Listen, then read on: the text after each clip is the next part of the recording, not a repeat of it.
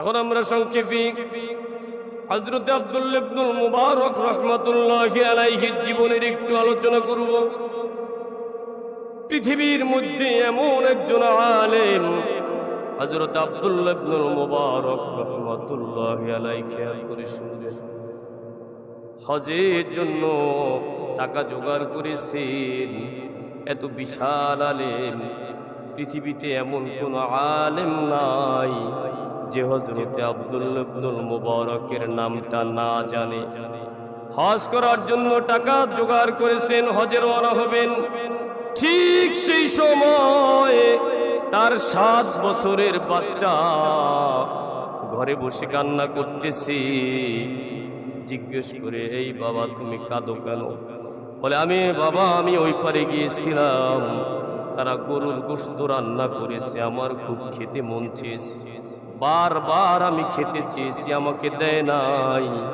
অবশেষে আমার ঘাট ধাক্কা দিয়ে আমাকে বের করে দিয়েছে।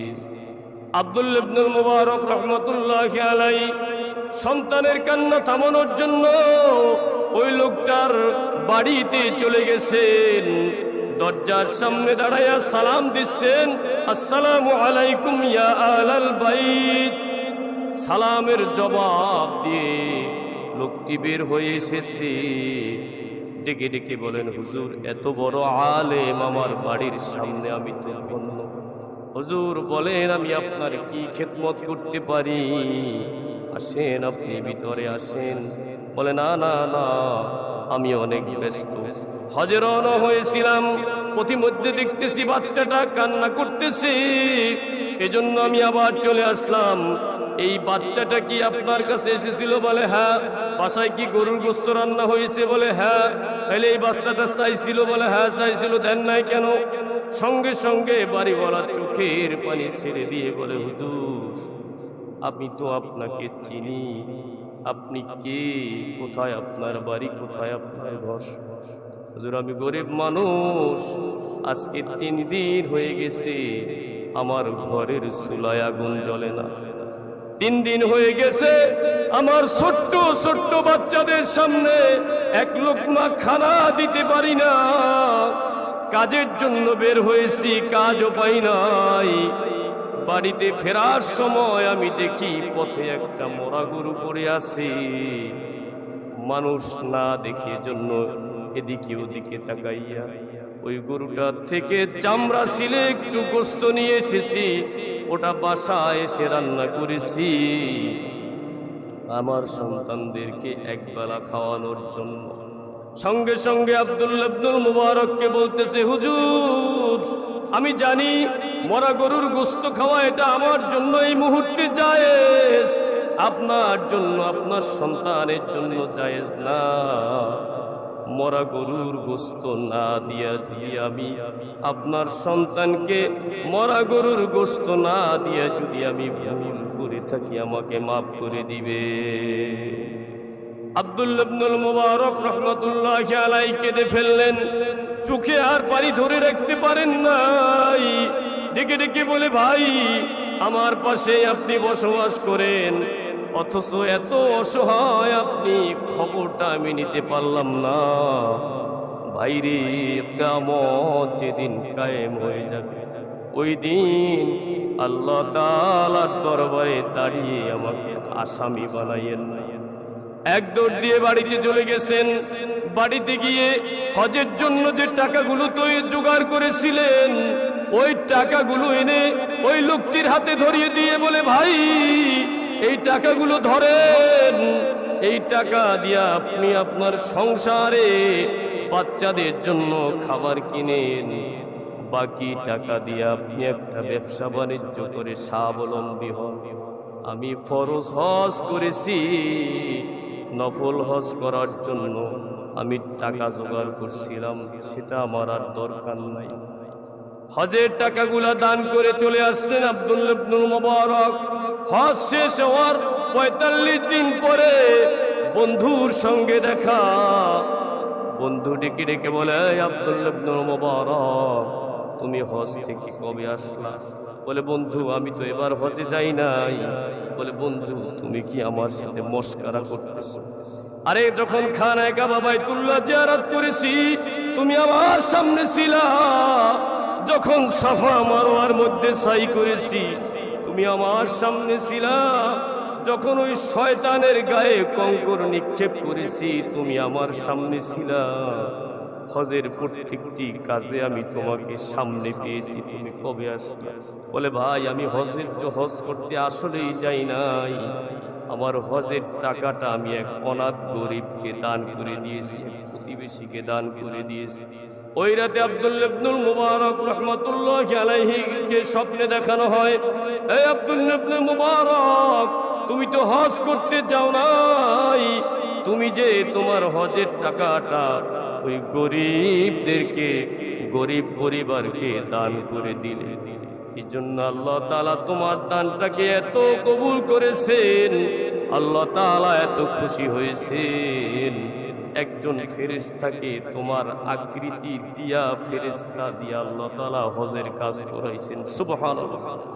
শুধু তাই নয়, ওই তোমার ওই দানের কারণেই আল্লাহ তাআলা ওই বছর যত হাজী ছিল সবার হজ আল্লাহ রাব্বুল আলামিন কবুল করে নিয়েছেন।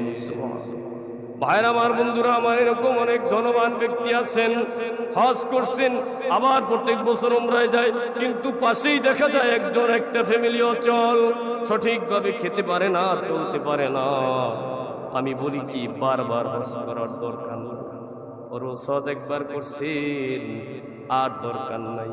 হজের টাকা, উমরার টাকা অনাথ ইয়াতীম দুস্থ পরিবারকে আপনি দান করুন, আল্লাহ জাল্লা শানুহু আপনাকে হজের সওয়াব দিয়ে দিবেন। সুবহানাল্লাহ। ভাইরা আমার, বন্ধুরা আমার, তো রাসূল পাক সাল্লাল্লাহু আলাইহি ওয়াসাল্লামের সেবা পরায়ণতা সম্পর্কে আলোচনা চলে। তিনি ছিলেন সবচেয়ে বড় সেবা পরায়ণ। অভাবীদেরকে দান করতেন, রোগীদের সেবা করতেন, নিজ হাতে রোগীদের সেবা করতেন, রোগীদেরকে দেখতে যেতেন এবং তিনি ফজিলত বর্ণনা করেছেন। قال رسول الله صلى الله عليه وسلم من عاد مريضا أو زار أخا له في الله, যদি কোনো ব্যক্তি কোনো রোগী দেখতে যায় অথবা কোনো ভাইয়ের সঙ্গে সাক্ষাৎ করতে যায়, নাদাহু মুনাদিন আন তিবতা ওয়া তাবা মামশাকা, একজন নিদাকারী, একজন আহ্বানকারী, একজন ফেরেশতা ডেকে ডেকে বলতে থাকেন, আন তিবতা, কল্যাণময় তোমার জীবন, ওয়া তাবা মামশাকা, তোমার পথ চলাও কল্যাণকর, ওয়াতাবাওয়াআত মিনাল জান্নাতি মানজিলা, তুমি তো রোগী দেখতে যাও নাই, তুমি তো জান্নাতের মধ্যে একটা বাসস্থান তৈরি করে নিয়েছো। সুবহানাল্লাহ। আরে তুমি যে রোগী দেখতে গিয়েছো বা কোনো ভাইয়ের সঙ্গে সাক্ষাৎ করতে গিয়েছো আল্লাহ তাআলার উদ্দেশ্যে, তুমি তো রোগী দেখতে যাও নাই, সাক্ষাৎ করতে যাও নাই, তুমি তো জান্নাতের মধ্যে একটা বাসস্থান নির্মাণ করবা। সুবহানাল্লাহ। ভাইরা আমার, বন্ধুরা আমার, হাদিস শরীফের মধ্যে আসছে, ইবনে আব্বাস রাদিয়াল্লাহু তাআলা আনহু বর্ণিত হাদিস, আল্লাহ রাসূল বলেছেন, মান আদা মারিদান লাম ইয়াহজুর আজালুহু, নবী আমার বলেছেন, যদি কোনো বান্দা কোনো রোগীকে দেখতে যায় যার অন্তিম সময় এখনো আসেনি, যিনি এখনো মুমূর্ষ হননি, এমন রোগীকে যদি কোনো বান্দা দেখতে যায়, ফাকালা ইনদাহু সাবআ মিরাস, ওই বান্দার পাশে বৈশা যদি এই দোয়াটা করে, 7 বার যদি এই দোয়াটা পড়ে, আসআলুল্লাহাল আযীম রাব্বাল আরশিল আযীম আইয়াশফিয়াকা, আবার দোয়াটা পড়েন সবাই, আসআলুল্লাহাল আযীম রাব্বাল আরশিল আযীম আইয়াশফিয়াকা। নবী আমার বলেন, রোগীর সামনে বসে যদি কোনো বান্দা এই দোয়াটা 7 বার পড়ে, আল্লাহ পাক রব্বুল আলামিন ওই রোগীটারে সুস্থ বানায়া দিবেন। সুবহানাল্লাহ। এমন রোগী যার মুমূর্ষু সময়, অন্তিম সময় এখন আসেনি, তার সামনে গিয়ে এই দোয়াটা পড়তে হবে 7 বার। আসআলুল্লাহাল আযীম রব্বাল আরশিল আযীম, মহান আরশের অধিপতি আল্লাহ তাআলার নামে আমি প্রার্থনা করতেছি, আইয়াশফিয়াকা, আল্লাহ তাআলা যেন তোমাকে সুস্থতা দান করেন। রাসূল পাক সাল্লাল্লাহু আলাইহি ওয়াসাল্লাম বলছেন এই দোয়া করলে আল্লাহ পাক রব্বুল আলামিন তাকে সুস্থতা দান করবেন। সুবহানাল্লাহ, সুবহানাল্লাহ। ভাইরা আমার, বন্ধুরা আমার, 2 মিনিট একটি হাদিস বলে শেষ করব।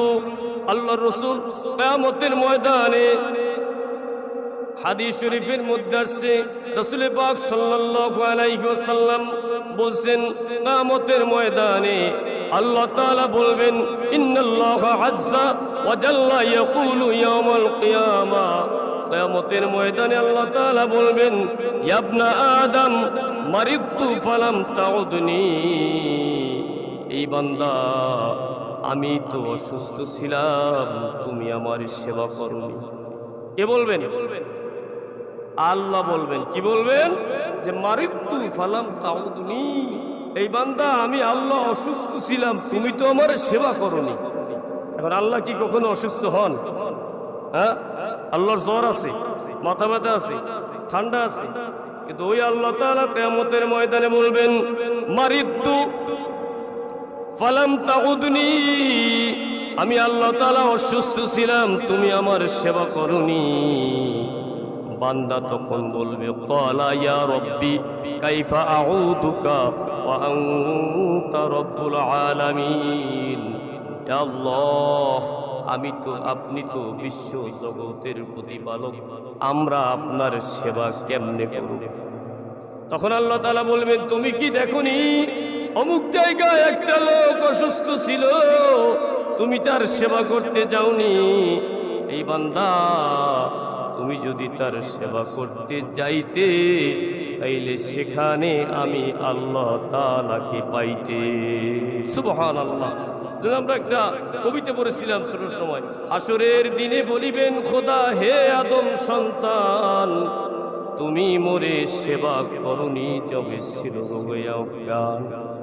মানুষ বলিবে তুমি প্রভুর কর্তা, আমরা কেমনে লইব তোমার পরিচর্যার বার?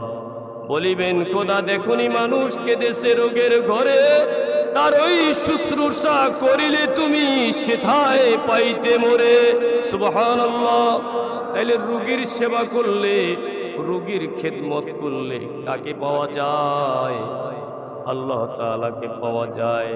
আল্লাহ তাআলা এরপরে আবার বলবেন, ইয়া ইবনা আদম আসতাতআমতুকা, এই বান্দা আমি অনাহারী ছিলাম, ফালাম তুতঈমুনি, তুমি আমাকে খানা দাও নাই, তুমি আমাকে খাওয়াও নাই। বান্দা বলবে, ক্বালা ইয়া রব্বি আতঈমুকা, আল্লাহ আমরা কেমনে তোমাকে খানা খাওয়াইব?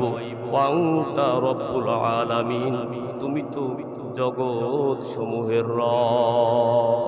কি আল্লাহর কি খানা খাওয়ানো সম্ভব? সম্ভব? বা আল্লাহ তাআলা বলবেন, আমি অসুস্থ ছিলাম, আমি অনাহারী ছিলাম, তোমরা আমাকে খানা খাওয়াওনি। বান্দা বলবে, আল্লাহ কিভাবে আপনাকে খানা খাওয়াবো? আপনি তো রব্বুল আলামিন। তখন আল্লাহ তাআলা বলবেন, বান্দা তুমি কি দেখো নাই তোমার আশেপাশে কত মানুষ অনাহারে দিন কাটিয়েছে? এই বান্দা, তুমি যদি তাদেরকে একবেলা খানা দিতা, আমি আল্লাহ তাআলাকে সেখানে পাইতা। সুবহানাল্লাহ। এরপর আল্লাহ তাআলা বলবেন, ইয়া ইবনা আদম আস্তাসকাইতুকা, হে আদম সন্তান, আমি পিপাসার্ত ছিলাম, তুমি আমাকে পান করাওনি। ফালাম তুসকিনি, আমাকে তুমি পানি পান করাওনি, আমি পানি চেয়েছিলাম তোমার কাছে। বান্দা বলবে, ক্বালা ইয়া রব্বি কাইফা আসকিকা ওয়া আনতা রব্বুল আলামিন, আয় আল্লাহ আমরা কিভাবে আপনাকে পানি পান করাইব? আপনি তো তামাম জগৎ সমূহের রব, আপনাকে আমি কেমনে পানি পান করাইব? তখন আল্লাহ তাআলা বলবেন, বান্দারে, তুমি কি দেখনি তোমার আশেপাশেই কত মানুষ তৃষ্ণার্ত অবস্থায় ছিল, একটু পানি চেয়েছে। তুমি যদি তাকে পানি পান করাইতা, তাইলে সেখানে আমি আল্লাহ তাআলাকে পেয়ে যাইতাম। সুবহানাল্লাহ। ভাইরা আমার, বন্ধুরা আমার, এই হাদিস থেকে আমরা এটা শিখতে পারি, রোগীর সেবা করলে, অনাহারীকে খাবার দিলে, ক্ষুধার্তকে খাবার দিলে, পিপাসার্তকে পানি দিলে, সেখানে কাকে পাওয়া যায়? আল্লাহ তাআলাকে পাওয়া যায়।